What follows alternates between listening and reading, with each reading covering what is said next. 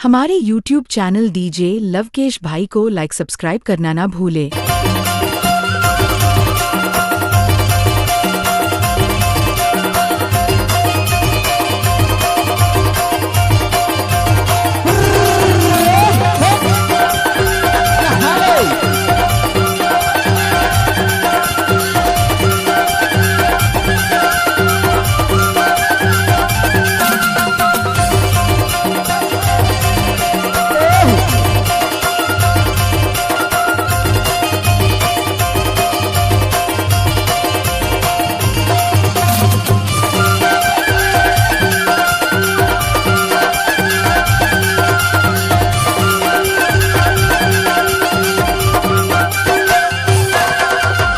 DJ Lavkesh. हरि तोर पहाड़ माना हिया हे अमकी कहरा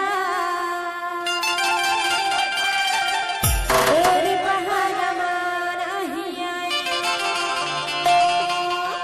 हर मोर पहाड़ माना ही आएगा, मोर पहाड़ माना ही आएगा, मोर पहाड़ माना ही आएगा, मोर पहाड़, मोर पहाड़ माना ही आएगा, मोर पहाड़ माना ही आएगा,